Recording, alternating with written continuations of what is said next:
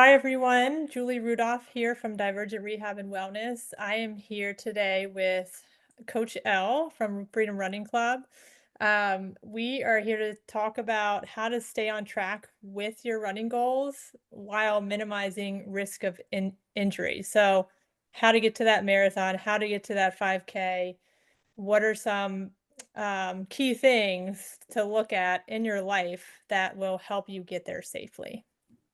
Um, so Kyle, I will kind of throw that at you first and just kind of see what your thoughts are, what you tend to see being on the coaching side, what you see the most, that tends to, I want to say derail a runner, just with your history and experience. Yeah, definitely. And I know we touched on this on a previous video when we were talking about our backgrounds and everything, but the real big thing that I see with most people is almost always trying to do too much, trying to do something in a way that's not sustainable for them. Hmm. And that can be different reasons, different aspects of it. Sometimes it can be somebody who gets influenced by something they saw on Strava or social media or something like that. And they saw someone who maybe had a very different situation, different demands of life, different part of their running journey, right? And that's a really big thing that I like to always say to people is your running journey is different than anybody else's. And typically when people get started, they want to jump right in, do all of the Sure. things, all the workouts, all the long runs, and then obviously that's going to typically lead to some kind of setback. Hopefully, it's not an injury, but typically that's what you do see. Someone goes out and they try to go from, a couple runs a week to 50 miles a week, and it's just not sustainable physically. And then your body says, whoa, you're going to stop because I'm going to make you stop because I'm not prepared for this. And Hmm. humans, we take about 2 to 4 weeks, to adapt to anything. You've heard that old adage, if it takes 21 days to set a habit, it's as much physical as it is mental. It takes 2 to 4 weeks to adapt to anything, increase mileage, increase intensity, just if you're going from not running to running. And so that's sustainability in terms of the amount and what your body's able to do. But that goes hand in hand with the idea of what someone's life situation is. If you've got someone that is 45 years old and works a 9 to 5 job and has a couple of kids and some other obligations, if you're then also trying to go out there and run, 5, 6, 7 hours a week, it might not fit into proper rest and recovery. So there's a couple of ways where sustainability really comes into it, but really it Hmm. almost always comes from just trying to do too much. And I mean, everybody that I'm typically dealing with, they're going to be A-type personalities. They want to succeed. They want to hit their running goals. And it's typically not going to be because you're not doing enough. It's almost always you're trying to take 4 steps at once, and when you do that, you typically fall on your face. Thank you for checking out our video here. If you're looking to learn more about rehab and anything running related, feel free to head over to our Skool community. You can find that link in the description below. I was talking to a client about this just this morning. If you're going to run a marathon, you can't run the 26th one before you've run the first mile, right? The first Mhm. Yeah. mile, then the next mile, and that's the only next logical step. In the same way that I'm sure you see with your clients, they probably want to come in and immediately fix whatever it is they're feeling, but they want to try to take 5 and 6 steps, and that's just not sustainable, either in terms of like what their body's prepared for, or also what they can kind of fit into their lifestyle. So that's what I'm seeing in terms of sustainability. And I'm sure you're seeing very similar things with your clients. Yeah, definitely. I would say the intensity, mileage too. I mean, it depends on how much they take up their mileage, but Yeah. where I have recently seen people get in trouble is the intensity of their workout. So, if they're working with a coach told to do this many days of running, one day of faster running, your long run, and then the other days your easy runs. And then when we pull up the plan, to look at what their times are and um, how they're just navigating each workout. It's everything is fast. So there's like a little bit faster on the fast day, but everything is fast. And then I've heard yeah, my coach says I need to slow down. And but not necessarily following that recommendation. So that's where I've seen people get into trouble is really taking up that intensity all the time and not ever having that time to recover. And you had mentioned kind of some lifestyle factors too. One such guy I was talking to or working with, he was diving in a little bit more about his life, had some stress at home, just with kids and normal, I would say normal things that, are going on. But also some stress at work and standing all day. So like never has the opportunity to ever to recover and then puts the miles on too. So that tends to lead to trouble. And then it's when I see them just making sure they're safe to keep going on, just ruling out any chance of any kind of like bone stress injury and making sure I understand what's going on so that they can continue to run. Because I know runners, I don't like to pull them out of what they love to do. Want to keep them running as much as they can if safe to do so. So yeah, intensity, that workload. I would obviously a big part is definitely the other stuff in their life. Chris Johnson is a well-known, physical therapist that works with endurance athletes, and he put together this graphic about like, where you see yourself. So it's a box, right? And it's got on one side, I should have pulled it up here today, but how you know where to progress or what to do that day. Is it how are you feeling? Are you in the red? Are you in the yellow? Or are you in the green? Green, right? Go do your workout you had planned. Red, hard stop. You should probably just take a day to recover, do something light, and then yellow, kind of move forward slowly, but a little cautious with how you're feeling. I sent that to one of my patients, who was training, and she's had a lot going on, and she's talking a lot about how work was stressful, and it's been like that for a while. And I was like, "Hey, I'm gonna send this to you, and I was just curious where you put yourself here, or maybe this can help guide how you train when you're in a crazy work day." And she wrote back, "I'm in red all the time." I'm like, "Oh, okay, well." We need to how can we figure out to make things a little less stressful, or can we pull back a little bit? So it's it's hard, but if you can get to that person and help them figure out how to manage, then it really helps them continue to train with you and reach all their goals.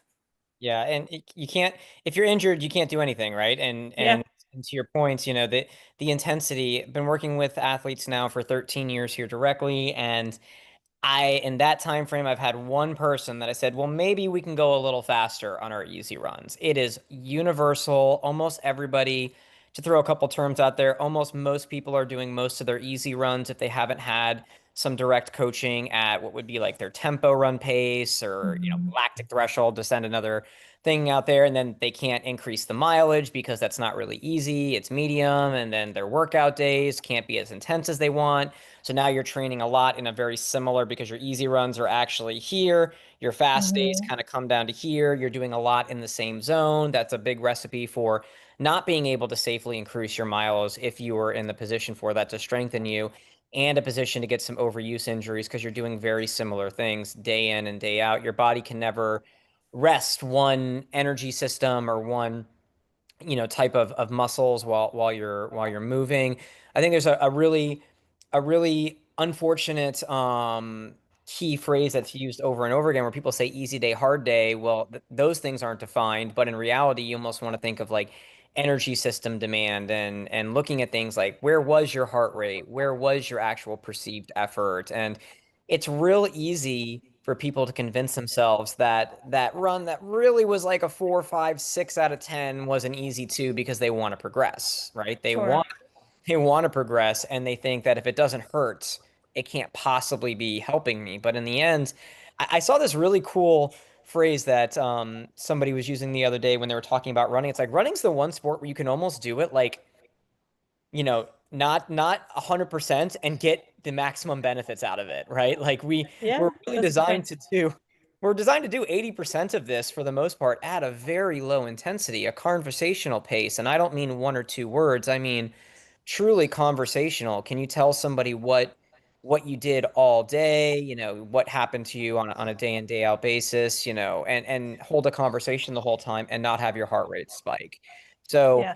it really is that intensity, keeping things in a really easy range and being aware that, you know, you might see somebody at the park you run at or on a treadmill doing something, and you have no idea what they're doing. You don't know what their goals are, if they even had a goal or what it is that they're trying to do with their situation, and not trying to mimic that, not trying to make their running journey your running journey.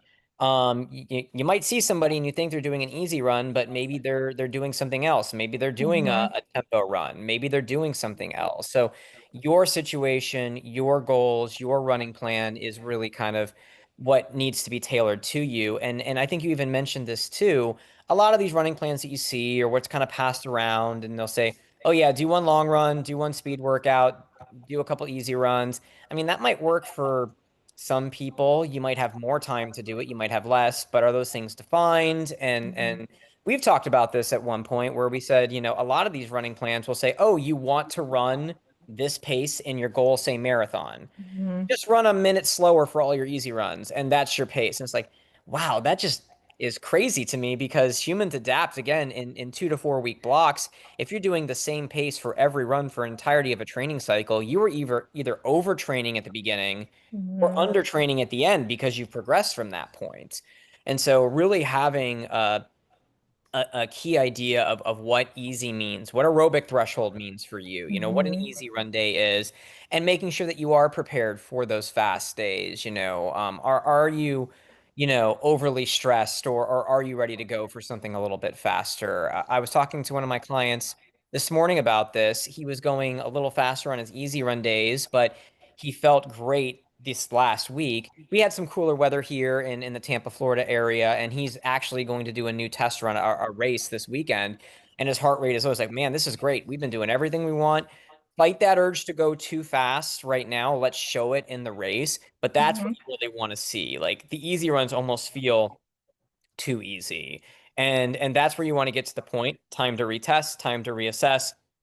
Now it's time to get some new training targets for the next 2 to 4 week block. And that's really where I think people get wrong, is where they really try to feel that a medium intensity isn't easy. And it truly should be easy. The guy that can break 2 hours in the marathon does most of his runs, something like 90% of his runs at like an 8:30 pace. And you see so many people Hmm. trying to push the pace faster than that on their easy days. Yeah, no, it's interesting you say that. Couple years ago, I've been doing a lot more reading up on like your side of things, right? The Mhm. training side, and that's just not obviously something that I've learned much of. So, um, but a couple years ago, kind of before I was really diving into all of that, I remember I was training for a half marathon and probably doing the medium tempo pace a lot, right? And um, we went to my aunt's lake house in Michigan, and my cousin was there, and I had to do an 8-mile run. And, she was like, "Hey, can I come with you?" And I'm like, "Oh, okay." So I ran at whatever pace she could because she wasn't really running much. She would get out for a run. So I was like, let's just go whatever pace you want to. Right. And she just slowed me down a lot. And I was like, okay, this is fine. We're talking. And then I get back, I think we went 6 miles. And I was like, this feels great. I'm not exhausted. I'm not burnt out. Like I easily could go another two. Um, so ever since that is when I think I picked up that 80/20 running book and started kind of diving into those things. And it's opened up my eyes to my runners who come in for rehab of like really getting more into their training, and if possible trying to understand or talk to the coach too to figure out like what they're working on, so I know what they're dealing with on that side of things too and what their plan is. So there's a lot on your side of things, for all of us to learn. Thank you for checking out our video here. If you're looking to learn more about rehab and anything running related, feel free to head over to our Skool community. You can find that link in the description below. And it's funny, this is probably the first things people competed in, right? Going way, way back. Who can run from Mhm. here to there faster? And there's still just, I think, a lot of misconceptions about it and everything. And what it really comes down to with it is, people do. When they do this, they think, oh, I can't do anything faster or can't do anything more because their easy wasn't easy, but it allows you to be faster on those faster days. It really does prime you for it. And one thing that I always like to tell people is like, yeah, like your recovery run, it's called that for a reason. You should feel more recovered. Like you should feel like that blood flow, that movement, all of those things actually prepares you for something a little bit more so that you can go out there and do that. And it allows you to, Mhm. I know that we've talked about this in previous chats, but like this idea of, in order to be healthy, a human has to eat like a variety of things. To be a healthy runner, we have to have a variety of paces, right? You Sure. have to have those true easy efforts. You have to have those true faster efforts when your body's prepared for it, and some of those different things in between. And also in and along with that, the sustainability is knowing what to do. I remember I had this client a number of years ago, triathlete, and he was looking at and he found some crazy plyometric workout. And I was Mm. like, "Oh, where'd you get this routine?" It was literally a semi-pro basketball player, and this was a 40 something trying to get ready for triathlons. And I was like, you should not be doing that. So like, just because it looked cool that this guy was jumping high doesn't mean that it's going to necessarily make you more athletic for your goal. If we want to make a transition to be a basketball player, that's perfectly cool, right? But Yeah, yeah. knowing what not to do is really important and for your situation. So like, you can really get into the weeds with distance running, figuring out, what your VO2 max is and really coming up with different. You've probably heard different things about like double threshold runs and the Mhm. zone runnings and all that. And it really all comes down to knowing what someone's VO2 max or their fastest aerobic pace is. But in some cases, that is just not appropriate for Yeah. certain people. If you're just getting someone that wants to run 2 or 3 days a week for just the health benefits of it, maybe in a year they want to do a race, then Mhm. it's not really appropriate to do a VO2 max. Let's do a 10-minute as fast as you can. And it just, they're probably not going to do super well on it and they may get injured on it, right? Because you're just trying Mhm. to get them to run and rebuild and just get used to running. And in some cases, we talked about this. Some people's easy can also be their medium and hard at the same time because it's just going from mile one to mile two makes it Mhm. and then makes it hard. And really kind of figuring out what makes sense for their situation. I spoke earlier about the workout I did this morning, and I was talking about how I've got in the video I was making about how I've got a marathon in about 4 weeks, and I'm doing a fly 30 speed workout. Makes perfect sense for me in my situation. I didn't just throw this in because it's something I wouldn't do normally. It's part of my Mhm. normal routine.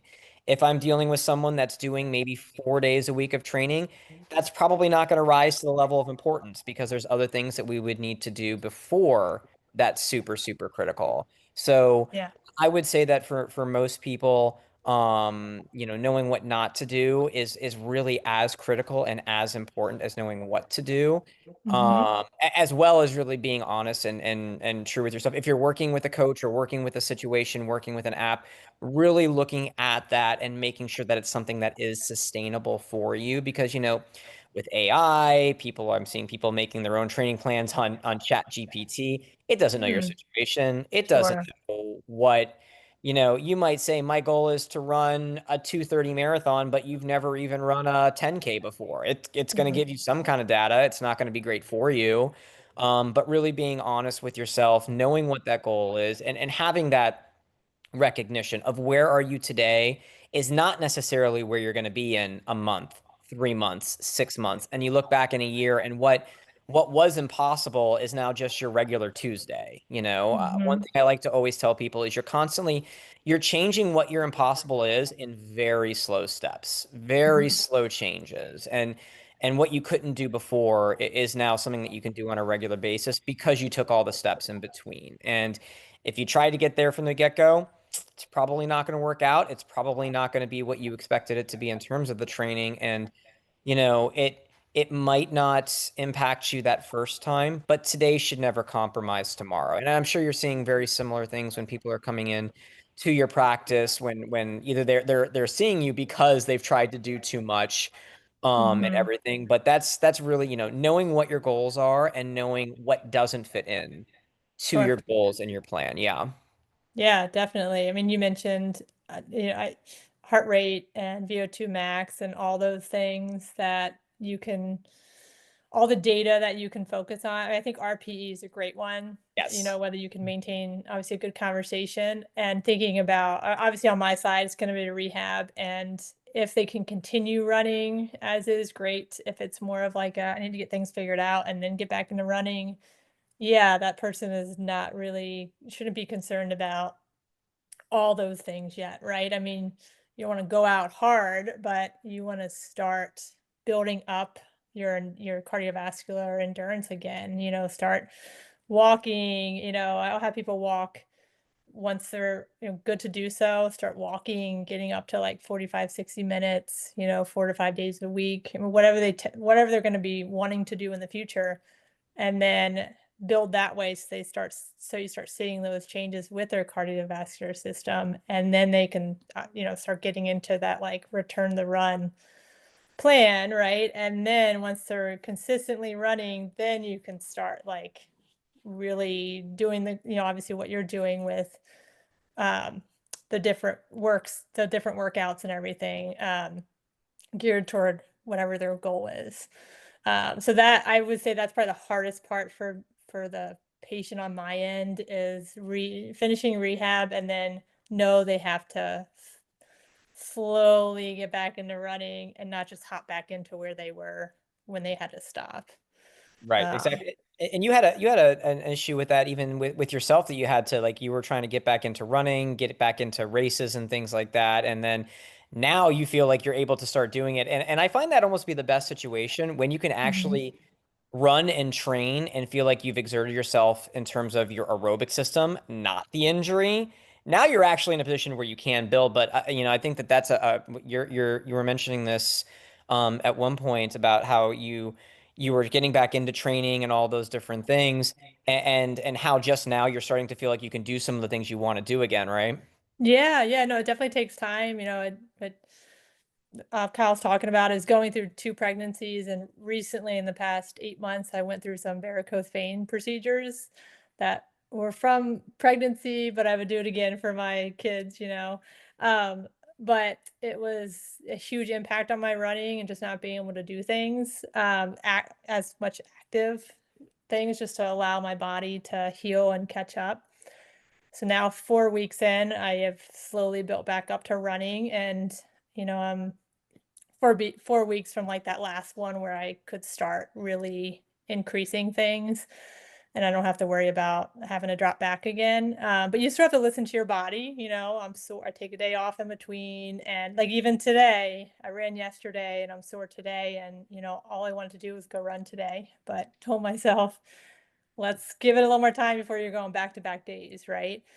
Um, so it just on that rehab side of things, it takes time, but if you can get that right, rehab fully, then you'll go into training and you're gonna have stuff pop up, right? We all do as runners, but you're not fighting what you did not rehab, at the time that you should have. You don't have to step back or lead kind of end up resulting in other injuries down the road. So Yeah, yeah, and it's a you know, challenge.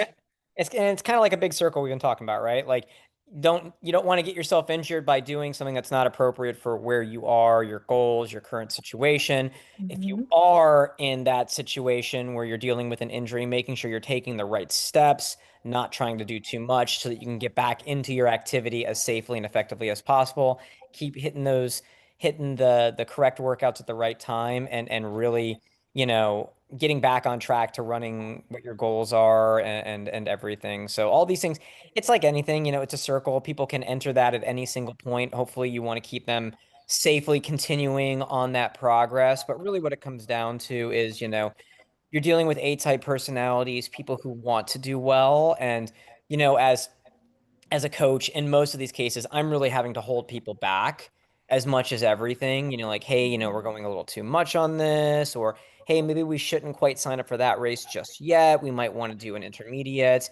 But yeah, it's a very, very similar thing of knowing what not to do is really more important than really knowing what to do. And I think a really key point, what you were just saying too about making sure you're giving yourself that rest. The best thing about a rest day and or a recovery run day, you can do anything the next day. That's what's Mhm. great about it. I always tell people a recovery run day or a rest day, not a wasted day. If you know that you're in that red that you were referring to, and you've got a workout on your plan, the worst thing you can do is try to do it. It doesn't work out. Now, not only have you maybe even pushed yourself further into the red to where we have to do maybe two, three recovery runs or off days here to get you back to baseline, but you probably just hurt your mentality too. You've probably Mhm. thought that something is wrong. You start questioning all of it. And with all of these things too, there's that mental side as well as that physical side of things. So, big takeaway for me is always, today shouldn't compromise tomorrow, a recovery run day, a rest day, never a wasted day because you can come back and do anything the next day as long as you've done it in true recovery zone or actually taken the rest that your body needs. Yeah, no, I love that. Yeah, I think, and I know, people are probably wondering, I know we've talked about like strength training and plyometric, kind of toward the beginning. And just to kind of quickly touch on that, I always say you are running, right? That should be the focus of what your plan is, especially when you're in season or training for a race.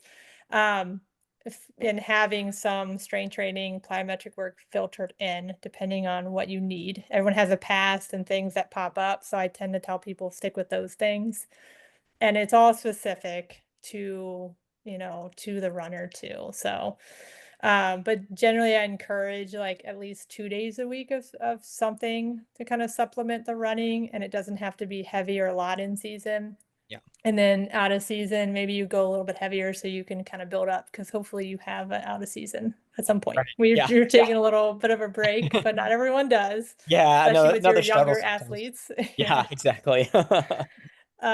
Make it less stressful for the runner. Um, Keep up some things, but not as much focus on the strength training. Just what's going to keep you, running well and efficient and prevent anything from popping up that can be prevented from obviously that happening. Yeah. Um, so yeah, we talked about intensity, the I was to just touch on the strength and plyometrics side. And plyometrics, running is a plyometric activity. So if anything, once a week maybe that people can do something. Yeah. Especially for my like postpartum, those I work some of that in for that group. But it's different for everyone. Um, and then we talked about lifestyle, stress, just all that whole side of things. Sleep, I don't think we dove into as much, but still important with how you feel that next day with your training plan, and how flexible you can be with that plan with your coach. Um, is there And, anything and else that we're missing, yeah, Kyle, and that you want to and touch and on?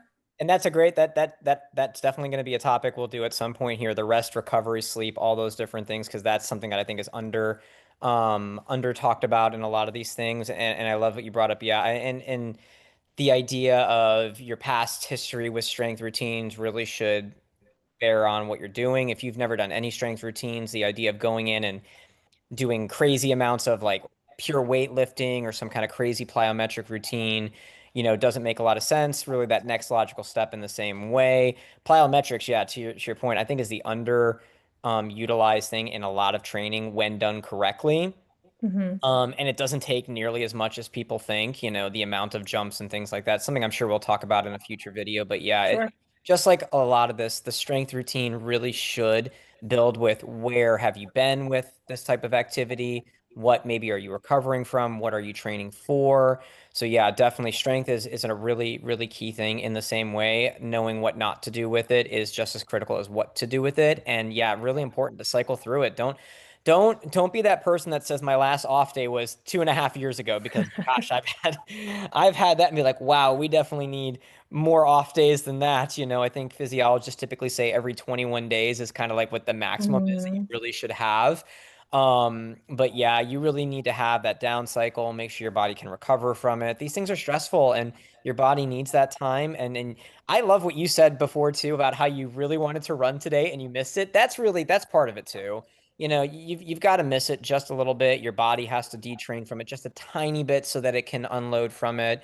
But no, I think we hit everything in terms of it. Knowing what not to do is just as important as what to do, making sure that it's fitting in with your not only your training goals and everything, but really what are you capable of doing today, being real honest with that, and also Mhm. is this something you can be compliant with? You don't try to have a plan where you're running 6 days a week when you know you absolutely can't because you're probably going to get frustrated. Your body might tell you you're going to take a break because I am going to get an injury here, all those different things that you have to really kind of manage. And it's not super fancy or super flashy, but really it is just that sustainability. Compliance to the training plan, compliance to your rehab is really the science in making it happen. And making sure that you're in that situation to where it's something that you really not only can do, but will do. Two really Sure. important factors. Yeah. Yeah, and communication too, Yeah. right? With obviously Yes. you've talked about how it's important to understand what your client, their life and what they're doing and how they're feeling. So being comfortable with telling your coach when something doesn't feel right or you're just struggling and or your physical therapist always, I mean, you're the person that's trying to get back to what you want to do, right? Or continue to work on your goals. So I always stress communication with all my patients. Just tell me when something's not this doesn't feel right. And I find the people who do that really like get to where they want to be with less trouble. I Um, think yeah, I think that's a perfect place for us to leave it. Yeah, don't be afraid to have that open line of communication. yeah, awesome. Well, thank you, Kyle. Before we kind of wrap up, how is your training? So training's going good for Yeah, Chicago then? You're right. I don't want yeah, to like knock on wood.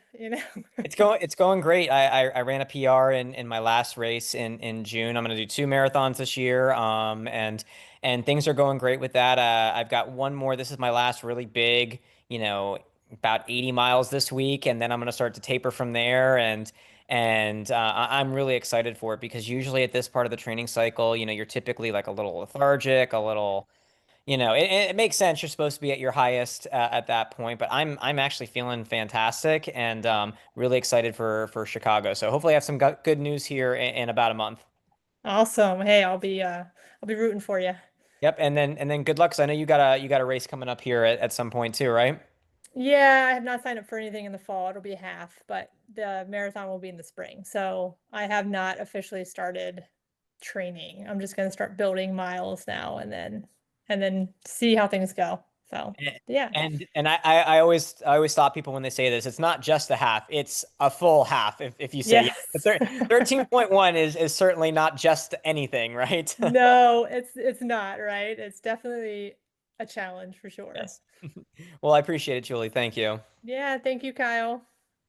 Hey, thank you for coming to check out our video here today. If you would like to learn more about rehab and running, feel free to check out our Skool community, which you can find in the description below.